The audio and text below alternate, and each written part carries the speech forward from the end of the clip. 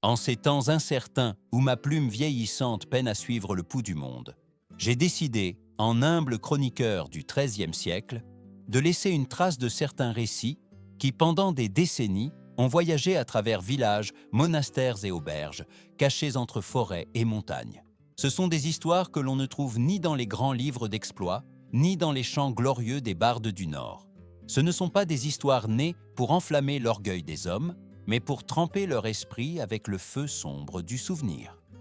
Car dans la vaste mémoire de l'Europe, existent des épisodes si atroces, si profondément marqués par la cruauté, que des générations entières ont tenté de les faire taire sans succès. Et, pourtant, ils reviennent toujours, comme un écho qui ne s'éteint jamais. La soi-disant Era Vikinga, tant célébrée par les voyageurs qui admirent les dracars et les combats en terre lointaine, ne fut pas uniquement un temps de conquête et de courage. Sous cette apparence héroïque, sous les poèmes odiniques qui exaltent la valeur des guerriers, se cache une vérité que beaucoup préfèrent ne pas voir. Un temps où la mort devenait instrument, langage, avertissement. Moi-même, lors de mes voyages des terres de Northumbrie jusqu'au monastère de Normandie, j'ai entendu de vieux moines trembler en se remémorant les attaques soudaines. Des paysans juraient qu'ils avaient trop vu les nuages noircir sous la fumée de villages entiers, réduits en cendres. Des marchands racontaient comment la rumeur d'une voile viking suffisait à vider un village avant l'aube. Mais même au milieu de toute cette violence quotidienne, il y eut des morts qui se distinguèrent par leur tourment, leur symbolisme ou leur horreur rituelle. Des morts qui, selon les parchemins que j'ai réussi à réunir, brisèrent des volontés, déclenchèrent d'immenses guerres ou changèrent le cours de royaumes entiers. Des morts qui non seulement éteignirent des vies, mais laissèrent des cicatrices dans la mémoire de l'Europe, cicatrices qui encore aujourd'hui, des siècles plus tard, se sentent palpiter sous la surface de nos histoires. Parmi toutes celles-ci, j'en ai choisi 4, non par caprice, mais parce qu'elles se répètent inlassablement dans les chroniques anciennes. 4 fins qui résonnent avec la même force dans les manuscrits nordiques et latins. La mort de Ragnar Lodbrok, jeté dans une fosse aux serpents par le roi Hela. La vengeance qui suivit, culminant par le terrible aigle de sang infligé à Hela lui-même. La tragédie incompréhensible du monastère de Sainte-Hebe, où les moniales choisirent la mutilation plutôt que la capture. Et le martyre du roi Edmond, dont les dernières heures furent narrées par des témoins qui pleuraient en écrivant. Chacun de ces récits nous rappelle que, si les sagas célèbrent la gloire, la réalité fut trop souvent un pacte silencieux entre la douleur et la survie.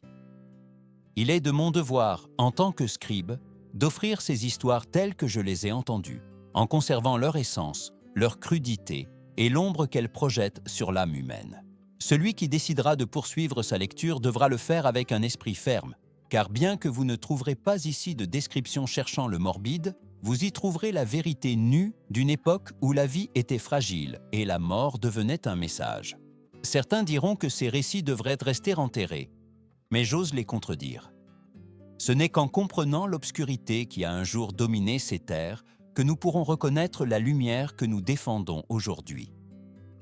Ainsi donc, marcheur, lecteur ou voyageur du temps, prépare-toi à t'aventurer avec moi dans ces 4 sombres épisodes. Ce ne sont pas des contes pour adoucir la nuit, mais pour comprendre de quoi est faite l'histoire humaine. Et quand tu arriveras à la fin, quand tu auras vu jusqu'où peut aller la cruauté des hommes, je t'invite à réfléchir sur ce qui demeure et ce qui change, sur ce que nous apprenons et ce que nous répétons. Car, après tout, la mémoire est le seul bouclier que nous possédons contre les ombres du passé. Durant mes années de chroniqueur, j'ai appris qu'il y a des morts qui, aussi désireux que l'on soit de les comprendre, semblent arracher directement des recoins les plus sombres du destin. Parmi toutes celles qui sont restées gravées dans les parchemins du Nord, aucune n'a été répétée avec tant d'insistance, avec tant de frissons et de révérence à la fois, que celle de Ragnar Lodbrok. Son nom, encore aujourd'hui, provoque un silence particulier chez les hommes qui connaissent les anciennes histoires, un silence qui mêle admiration, peur et une sorte de résignation face aux inévitables conséquences de l'orgueil humain.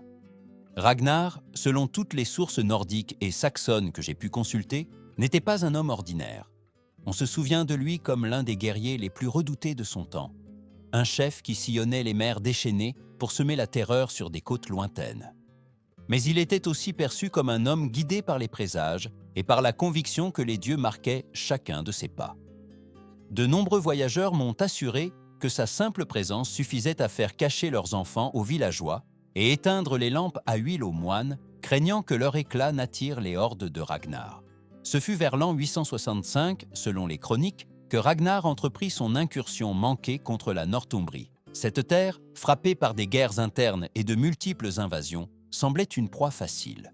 Mais le destin, aussi capricieux que les marées qu'il avait l'habitude de dominer, l'attendait avec une trahison inattendue. Son navire fut capturé, son armée défaite, et lui-même fut fait prisonnier par le roi Ella.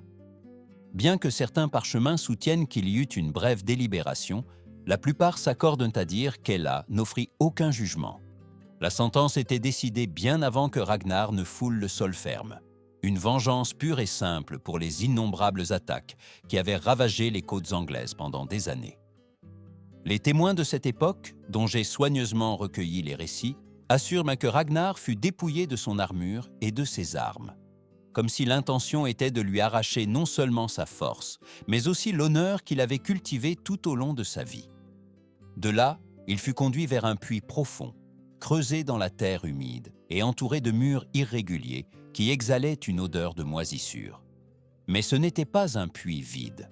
À l'intérieur s'entremêlaient des dizaines de serpents vivants, créatures froides et silencieuses, au corps glissant et aux mouvements presque cérémoniels, comme les gardiens d'un châtiment qu'aucun homme ne souhaiterait pour soi. On dit que Ragnar ne montra aucune peur, que ses yeux, bien que fatigués par la défaite, conservèrent en cet éclat calculateur de celui qui a dédié sa vie à défier l'ordre des hommes et des dieux. Les soldats d'Ella, cependant, tremblèrent.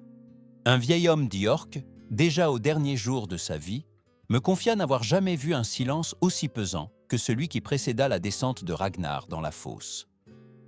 Pas même le murmure des feuilles n'osa rompre cet instant. Les bourreaux le retinrent avec des cordes rudes, et lentement, avec une froideur presque rituelle, ils le firent descendre vers l'obscurité. À peine sa peau eut-elle touché le fond du puits, que les serpents commencèrent à glisser sur son corps. Dans la pénombre humide, leurs sifflements étaient comme des prières, à l'envers, des invocations d'une mort lente et tortueuse. Le venin de ces animaux, selon les médecins de Northumbrie, était capable de provoquer une paralysie progressive, des hémorragies internes et une agonie qui pouvait se prolonger pendant des heures entières. Ragnar supporta chaque morsure avec un mélange de résistance et de défi. Les chroniques les plus anciennes, comme la Gesta Danorum, assurent qu'il n'implora ni clémence, ni ne fondit en larmes. Au contraire, il garda son sang-froid comme si ce tourment n'était qu'un prélude au destin qui l'attendait dans l'au-delà. Un moine anglo-saxon, dont j'ai trouvé le manuscrit dans un couvent en ruine près de Lindisfarne, écrivit que Ragnar se cala le dos contre la pierre pour mieux observer les soldats qui le regardaient d'en haut, comme s'il voulait qu'ils soient témoins de sa force d'âme. Le venin commença à parcourir ses veines. Sa peau devint pâle, ses muscles tremblèrent, et les battements de son cœur s'accélérèrent jusqu'à ressembler à des coups contre sa propre poitrine. Malgré cela, les récits s'accordent à dire que Ragnar chercha à rester conscient le plus longtemps possible. Selon les vers de la saga qui porte son nom, il prononça une phrase qui traversa les siècles, comme les marcassins grogneraient s'ils savaient comment souffre le vieux sanglier. Une métaphore féroce qui, bien que littéraire, exprimait sa certitude que ses fils ne laisseraient pas sa mort impunie. Les serpents continuèrent leur travail implacable.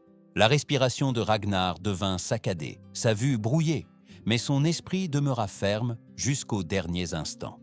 La mort, quand elle arriva enfin, ne fut ni rapide ni miséricordieuse. Elle fut le résultat de chaque morsure, de chaque goutte de venin, que ses muscles ne purent résister. Ce fut peut-être l'une des fins les plus cruelles jamais conçues pour un guerrier de sa stature. Et pourtant, comme tout dans l'histoire humaine, cet acte de châtiment n'eut pas une fin silencieuse. Ce fut la mèche qui alluma une guerre dévastatrice, une vengeance sans limite qui transformerait tout le territoire anglo-saxon. Les fils de Ragnar, apprenant son destin, jurèrent qu'aucun roi d'Angleterre ne dormirait sans se souvenir de la fosse aux serpents. Ainsi prit fin Ragnar Lodbrok, non pas l'épée à la main comme tant de guerriers le désireraient, mais dans un abîme sombre, entouré de créatures silencieuses qui l'accompagnèrent dans son dernier voyage. Mais sa mort, loin d'éteindre son nom, le transforma en légende. Les chroniques anciennes assurent que la mort de Ragnar Lodbrok ne fut pas une fin, mais un commencement. Comme si les dieux avaient tendu l'oreille vers la fosse aux serpents, la chute du vieux guerrier déchaîna un fracas qui traversa mer, montagnes et terres gelées, jusqu'aux oreilles de ses fils. Dans les recoins les plus reculés de la Scandinavie, où le vent tranche la peau et les nuits semblent éternelles, les descendants de Ragnar apprirent la nouvelle, avec un silence qui ne présageait pas la douleur, mais la tempête. Ce silence se transforma bientôt en serment, et le serment en l'une des vengeances les plus redoutées de l'histoire médiévale, la formation de la grande armée païenne. J'ai lu de mes propres yeux fatigués des manuscrits usés qui parlent de cette armée comme d'une ombre vivante. Ce n'était pas une simple horde de pillards, c'était une marée de clans, de familles, de guerriers et de chefs qui, unis par le sang versé de Ragnar, marchèrent vers l'Angleterre avec une détermination quasi surnaturelle. Les monastères décrivent cette avancée comme un nuage sombre qui consumait des villages entiers. Les paysans, incapables de résister, s'enfuirent vers les forêts. Seuls les murs de villes comme York semblèrent offrir une résistance, bien que pas pour longtemps. En l'an 866, la grande armée païenne arriva à Eoforwick, la ville que nous appelons aujourd'hui York. Les chroniques saxonnes racontent que la ville tomba avec une rapidité qui provoqua la panique parmi les rois locaux. Et là, le même roi qui avait condamné Ragnar à mourir parmi les serpents, accourut avec son armée pour reprendre la ville, croyant que les dieux le favoriseraient pour avoir éliminé un ennemi si redouté. Mais les chroniques nordiques racontent une autre histoire. Hela n'affronta pas seulement des guerriers assoiffés de victoire, mais des fils qui marchaient avec le feu de la vengeance brûlant dans leur poitrine.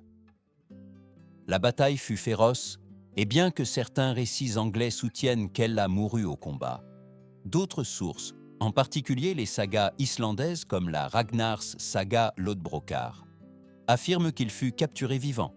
Ce sont ces dernières que j'ai décidé de conserver, car leurs détails, leur cohérence interne et leur influence à travers les générations indiquent que, du moins dans l'imaginaire médiéval, elle a vécu assez longtemps pour payer entièrement la mort de Ragnar. Selon ces sagas, le roi Hela fut amené devant les fils de Ragnar, qui le regardèrent avec un mélange de mépris et de justice vengeresse. Il n'y a aucun manuscrit qui enregistre une quelconque supplication de la part du roi. On dit que, même en tremblant, il soutint le regard, en comprenant qu'il n'y aurait aucune clémence. Et ainsi commença le rituel que les Nordiques réservaient uniquement aux traîtres les plus méprisés, le soi-disant aigle de sang. J'ai eu accès à un manuscrit islandais qui décrit le rite avec un ton étrange, presque solennel. Il y est dit que la victime était placée face contre terre sur une surface ferme, les bras et les jambes immobilisés. Les exécuteurs, armés non pas d'armes de guerre, mais de couteaux affûtés et d'outils rituels, commençaient à couper depuis la colonne vertébrale. Les côtes étaient ouvertes une par une, séparées avec une précision terrible, jusqu'à ce que le dos s'ouvre comme les ailes d'un oiseau. Bien que certains historiens modernes discutent si cette description fut littérale ou symbolique, les chroniques médiévales, écrites sans la modération de la raison contemporaine, la présentent comme un châtiment réel, exécuté dans des cas exceptionnels. Les sources les plus anciennes s'accordent sur quelque chose qui m'a toujours ébranlé. Ce rituel ne visait pas simplement à tuer, mais à dépouiller le condamné de son humanité, à transformer son corps en un message visible pour les ennemis présents et futurs. L'aigle de sang n'était pas un acte de rage impulsive, mais un langage baroque de violence, un symbole qui proclamait la suprématie des clans nordiques sur ceux qui oseraient se briser des serments ou trahir le sang. Les fils de Ragnar, selon la tradition orale, commencèrent le rite en silence. Il n'y eut ni cri de victoire ni chant, seulement le son métallique des lames, le craquement des os et le murmure grave des guerriers qui observaient. Pour eux, ce qui se passait n'était pas une simple exécution, mais un acte sacré, la restauration de l'honneur souillé par la mort de leur père. Un voyageur danois dont j'ai recueilli les témoignages il y a des décennies affirma qu'Ella conserva sa conscience pendant une bonne partie du processus. Nul ne sait si cela fut le fruit de l'exagération, de la peur ou d'une vérité difficile à accepter. Cependant, ce qui concorde dans toutes les chroniques, c'est que l'exécution fut menée sans hâte. Chaque geste était délibéré, chaque mouvement avait un but rituel. Aux yeux des Nordiques, plus le châtiment était prolongé, plus le message transmis aux dieux et aux hommes était complet. Les sagas mentionnent même que, une fois les côtes ouvertes, les poumons étaient extraits avec soin et placés sur les épaules du moribond, formant ce qu'ils appelaient les ailes de l'aigle. Je ne sais pas si je dois croire littéralement cette scène, mais je sais que pour les Européens médiévaux, le simple fait de l'imaginer suffisait déjà à en faire un avertissement redoutable. Quand Ella mourut enfin, il n'y eut pas de joie. Le silence s'empara du campement. Les fils de Ragnar, selon les récits, ne célébrèrent pas. Ils se contentèrent d'observer le corps du roi anglais, conscients que la vengeance avait été accomplie, mais sachant aussi qu'aucune mort, aussi ritualisée fût-elle, ne pouvait rendre la vie du père qu'ils avaient perdu. L'aigle de sang devint alors une histoire qui traversa les générations. Certains la racontaient comme un exemple de justice divine, d'autres comme une preuve de la brutalité nordique.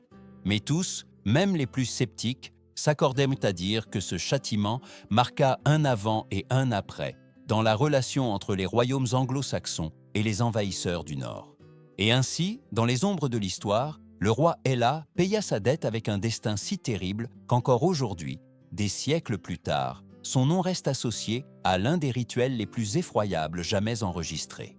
Parmi tous les récits qui sont parvenus jusqu'à mes mains, et ils sont nombreux, car j'ai dédié ma vie entière à parcourir des monastères qui résistent encore, des ruines couvertes de mousse et des villages où les anciens murmurent encore des histoires du passé. Aucun ne m'a autant hanté que la tragédie qui a enveloppé le monastère de Sainte-Hebbe. Ce ne fut ni une bataille, ni une exécution rituelle, ni un acte de vengeance comme ceux qui marquèrent le destin de Ragnar et Ella. Ce fut plutôt une tragédie née de la peur, du sacrifice désespéré et du choc brutal entre mondes irréconciliables. Le monastère de Sainte-Hebbe était situé sur la côte nord de la Northumbrie, dressé sur un promontoire qui semblait veiller sur la mer comme une sentinelle solitaire. Depuis sa fondation au 7e siècle, il avait été un refuge pour des femmes dévotes qui consacrèrent leurs jours à la prière, à la copie de manuscrits et aux soins des pauvres de la région. Les pèlerins décrivèrent le lieu comme un havre de paix. Murs de pierre baignés par la brume marine, toits de bois sombres qui craquaient sous les tempêtes, et un petit jardin où poussaient des herbes médicinales que les sœurs utilisaient pour soigner blessures et maladies. Mais au milieu du 9e siècle, les côtes de Northumbrie n'étaient pas plus sûres. Les voiles vikings avaient été vus trop souvent s'approchant de l'horizon comme des présages de malheur. Tout monastère sur la côte était une cible facile pour les pillards du Nord, car ils savaient que dans ces lieux, ils trouveraient des objets en argent, des manuscrits précieux, des otages utiles pour obtenir des rançons et des femmes à soumettre. La chronique Liber Eliensis, que j'ai pu étudier lors de mes voyages, relate avec précision la peur qui s'empara des communautés religieuses de la région. Un soir, selon les témoignages recueillis, un pêcheur arriva au monastère, la peau pâle et les mains tremblantes. Il avait vu dans la brume la silhouette reconnaissable d'une flotte viking se dirigeant vers la côte. Il courut à travers le jardin, frappa à la porte de bois avec désespoir et avertit les sœurs du danger imminent. L'abbesse, femme d'une grande force spirituelle, réunit la communauté dans la chapelle, où les bougies projetaient des ombres agitées sur les murs de pierre. Ce qui se passa ensuite est l'un des épisodes les plus douloureux que j'ai eu à transcrire. Craignant que les envahisseurs ne les réduisent en esclavage, ne les violentent ou ne les obligent à devenir des trophées de guerre, l'abbesse prit une décision terrible. Elle convainquit toutes les sœurs que la seule façon d'éviter un destin encore plus cruel était de se défigurer. Avec de petits couteaux, normalement utilisés pour préparer des parchemins, les femmes se réunirent en silence devant l'autel. Il n'y eut ni pleurs ni cris, seulement un murmure brisé de prières. Une à une, selon les chroniques, elles se coupèrent le nez et la lèvre supérieure, détruisant leur visage pour priver les envahisseurs de tout motif de désir. Lorsque j'ai recueilli ce récit dans mes carnets, je confesse que ma main a tremblé. Non pas à cause du sang, mais en imaginant le tempérament requis pour exécuter un tel acte de sacrifice. Ces femmes, qui avaient dédié leur vie à la dévotion et à la quiétude, se virent contraintes de choisir entre l'horreur et la mutilation. À cet instant, la foi se mêla à l'instinct le plus élémentaire de préserver leur dignité. Mais à l'arrivée des Vikings, la scène qu'ils trouvèrent les remplit d'une fureur glaciale. Les sagas racontent que, voyant les femmes au visage défiguré, les pillards interprétèrent cet acte non comme de la bravoure, mais comme un défi. Au lieu de partir ou de les emmener comme esclaves, ils prirent une décision brutale, enfermer toutes les sœurs à l'intérieur du monastère et y mettre le feu. Un frère anglais, dont j'ai acquis le manuscrit lors de mon séjour dans un couvent près de Berwick, écrivit que les portes du monastère furent barricadées de l'extérieur, avec d'épaisses poutres. Ensuite, les Vikings empilèrent du bois et des bottes de foin contre les murs. Le son du feu grandissant, dévorant l'air et grimpant le long des parois, fut décrit comme un rugissement qui se mêlait aux prières des sœurs. De loin, les habitants de la région virent une colonne de fumée s'élever vers le ciel, teintée d'un rouge inquiétant. À l'intérieur du monastère, selon les chroniques, les sœurs se tinrent par la main tandis que l'abbesse entonnait un dernier chant pour les accompagner dans l'autre monde. La chaleur devint insupportable. Le toit commença à céder, mais même à ces moments, leur prière ne s'éteignit pas. De nombreux moines ultérieurs interprétèrent cela comme un acte de martyre, un don absolu à leur foi et à l'espoir que leur sacrifice inspirerait d'autres à résister à la violence des envahisseurs. La mort des sœurs de Sainte Hebbé ne fut pas une mort glorieuse sur le champ de bataille, ni une exécution rituelle destinée à envoyer un message aux ennemis. Ce fut plutôt une tragédie silencieuse dont l'écho a perduré comme un rappel que la peur peut conduire à des actes de courage indescriptibles et, en même temps, déclencher des réponses d'une brutalité sans limite. Lorsque j'ai visité les ruines du monastère il y a quelques années, j'ai trouvé de petits fragments de poterie brûlés et des restes de pierres noircies par le feu. Là, face à la mer qui frappait les rochers avec sa force incessante, j'ai compris que cette histoire est plus qu'un épisode isolé. C'est un symbole du choc culturel entre deux mondes, l'un guidé par la prière et l'humilité, l'autre par la conquête et la domination. L'histoire du monastère de Sainte-Hebbé continue de vivre parce qu'elle nous oblige à affronter une vérité inconfortable. Même ceux qui recherchent la paix absolue peuvent se retrouver piégés dans les engrenages de la violence. Et parfois, dans leur tentative de préserver leur dignité, ils laissent une empreinte plus profonde que n'importe quel guerrier ou roi. Parmi tous les parchemins que j'ai pu étudier au cours de mes longues années de voyage à travers les royaumes du Nord, peu m'ont autant ému que les chroniques qui racontent le martyre du roi Edmond d'Estanglie. Sa mort, consignée dans des manuscrits ayant survécu aux incendies, aux pillages et aux guerres, ne s'impose pas seulement comme l'une des plus violentes de l'ère viking, mais aussi comme un témoignage du conflit spirituel qui marqua ces siècles. La lutte entre un christianisme qui cherchait à s'enraciner avec force et un paganisme féroce qui ne reconnaissait d'autre loi que celle de l'acier et de la vengeance. Les récits situent cette tragédie à l'hiver de l'an 869. Les terres d'Estanglie étaient déjà affaiblies, harcelées par l'avancée implacable de la grande armée païenne, une force composée de clans nordiques unis par l'ambition et la soif de domination. Là, entre des forêts dénudées par le froid et des villages qui brûlaient les uns après les autres, régnait Edmond, un monarque jeune mais profondément dévot, dont la fermeté spirituelle deviendrait sa marque finale. Selon les témoignages conservés, les envahisseurs, probablement menés par Ivar le Désossé et Ubbe Ragnarsson, ravagèrent les défenses du royaume sans trop de résistance. La comparaison entre les deux armées était écrasante.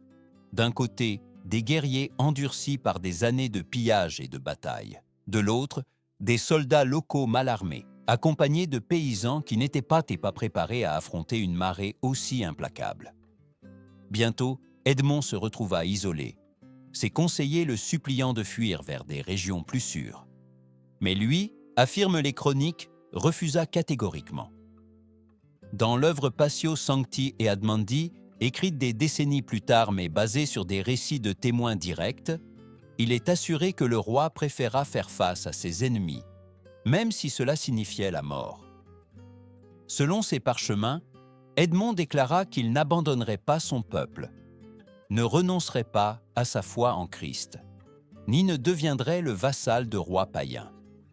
Cette décision, que certains pourraient considérer comme téméraire, fut interprétée comme un acte de fidélité spirituelle absolue, un geste qui marquerait le destin de son âme et de son royaume.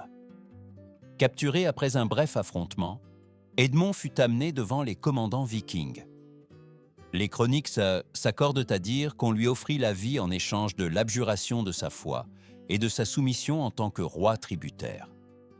Mais il maintint sa position avec une sérénité que même ses geôliers, selon certains témoignages, jugèrent surprenante. Certains manuscrits rapportent que, lorsque les envahisseurs lui exigèrent de renier le Christ, Edmond répondit avec un calme qui tendit encore plus la scène. Il préférait mourir plutôt que de trahir ce qu'il considérait sacré. Ce fut alors que commença son tourment. Les Vikings, irrités par son refus, le lièrent à un arbre, attachant ses mains et ses pieds avec des cordes tendues. L'hiver enveloppait le forêt d'un silence dense, et l'air glacé semblait attendre le dénouement. La Passio raconte qu'ils commencèrent à le frapper à coups de fouet, chaque coup laissant de profondes marques sur sa peau. Mais le plus déconcertant fut ce qui vint après, l'utilisation d'arcs et de flèches pour prolonger son agonie. Les archers, suivant les ordres de leur chef, tirèrent à leurs flèches avec une précision étudiée, évitant les organes vitaux afin de ne pas provoquer une mort rapide. Les chroniques décrivent comment le corps du roi fut couvert de flèches jusqu'à ressembler à un animal sauvage transpercé par les chasseurs. Un moine qui affirma avoir vu le corps par la suite écrivit qu'Edmond gisait comme un porc-épic humain, une image qui, bien que dure, démontre la brutalité de ce châtiment. Peuses aux souffrances extrêmes, les manuscrits affirment qu'Edmond ne proféra ni insulte ni supplication désespérée. Au contraire, certains assurent qu'il récitait des prières à voix basse, s'accrochant au réconfort de sa foi. Cette attitude déconcerta les Vikings, qui s'attendaient à le briser moralement avant de le tuer. Mais la force du roi, loin de s'affaiblir, semblait se renforcer à chaque nouveau coup. Finalement, au voir que les flèches ne brisaient pas son esprit, les commandants vikings ordonnèrent de son exécution finale. Ils lui coupèrent la tête et, en un geste de mépris supplémentaire, la jetèrent dans le forêt voisine pour éviter un enterrement chrétien approprié. Cependant, selon la tradition, ses fidèles sujets la retrouvèrent des jours plus tard, guidés par des signes qu'ils interprétèrent comme divins. Cette découverte renforça la conviction qu'Edmond était un martyr, un élu dont le sacrifice transcendait la cruauté infligée. La mort d'Edmond résonna dans toute l'Angleterre. Elle ne fut pas vue uniquement comme la chute d'un roi, mais comme un acte de résistance spirituelle face à une force qui semblait imparable. Avec le temps, sa figure devint un symbole de dévotion inébranlable et de courage, sous une pression extrême. Même des rois postérieurs le vénérèrent comme saint et protecteur, et son histoire fut répétée dans les monastères, les marchés et les châteaux, inspirant des générations qui vécurent d'ignore sous l'ombre de nouvelles invasions. En lisant les parchemins qui racontent la fin, on sent que la bataille entre ses geôliers et sa foi fut plus profonde qu'un simple affrontement physique. Edmond ne tomba pas par faiblesse, mais pour rester ferme dans ce qu'il croyait juste. Sa mort, en ce sens, devient un avertissement et un exemple. La violence peut ôter la vie, mais elle ne parvient pas toujours à soumettre la volonté. Et ainsi, le roi Edmond, jeune monarque d'Est-Anglie, trouva sa fin entre la neige hivernale et le rugissement muet des arbres. Son histoire, cependant, survécut au feu, au fer et au temps. Car les hommes peuvent mourir, mais l'écho de leur résistance peut perdurer pendant des siècles, nous rappelant jusqu'où l'être humain peut aller pour défendre son âme. En concluant ce parcours à travers les pages les plus sombres de notre histoire, je ne peux m'empêcher de sentir que chacune de ces morts, si différentes les unes des autres mais unies par le sceau implacable de la violence, nous parle avec une clarté qui transcende les siècles. Ce ne sont pas de simples récits destinés à provoquer l'effroi, ni des échos lointains d'un temps barbare qui n'existe plus. Ce sont des avertissements, des miroirs qui reflètent ce qui se passe lorsque le pouvoir, la peur et l'ambition débordent les limites qui devraient les contenir. La fosse aux serpents de Ragnar Lodbrok nous montre comment la cruauté peut devenir un instrument politique, un outil d'humiliation destiné à envoyer un message plus fort que n'importe quelle épée. L'exécution par l'aigle de Sandela nous rappelle que la vengeance, lorsqu'elle se nourrit de la douleur, est capable de transformer les hommes en héros de destruction ritualisée. L'incendie du monastère de Saint-Hébet révèle le visage le plus tragique de la guerre, celui où des victimes innocentes, prises entre la foi et le désespoir, prennent des décisions qu'aucune âme ne devrait être contrainte de prendre. Et le martyre du roi Edmond démontre que même au milieu de la brutalité la plus extrême, l'esprit humain peut s'accrocher à une conviction si forte que même la violence prolongée ne parvient pas à la briser. En tant que chroniqueur médiéval, j'ai vu comment ces histoires se glissent d'un manuscrit à l'autre, comment elles se murmurent dans les couloirs des monastères ou autour des feux de camp dans des villages isolés. Elles ne survivent pas parce qu'elles glorifient la mort, mais parce qu'elles révèlent la fragilité de notre existence et la facilité avec laquelle le monde peut sombrer dans l'ombre lorsque les hommes oublient leur propre humanité. Dans chacune de ces tragédies se cache un enseignement. La cruauté laisse des cicatrices plus profondes que n'importe quelle victoire, et le souvenir de la souffrance perdure bien plus que les noms de ceux qui l'ont infligée. En fermant ces pages, je t'invite à réfléchir sur ce que nous avons parcouru ensemble. Que nous disent ces histoires sur nous-mêmes, sur la lutte éternelle entre justice et injustice, entre violence et compassion? Je t'encourage à partager tes pensées dans les commentaires. Ta voix, ta vision et ton jugement sont essentiels pour maintenir vivante la mémoire de ces épisodes et pour comprendre quelle signification ils ont dans le monde actuel. Ce n'est qu'en affrontant les vérités difficiles du passé que nous pourrons aspirer à construire un avenir où les blessures ne se répéteront pas.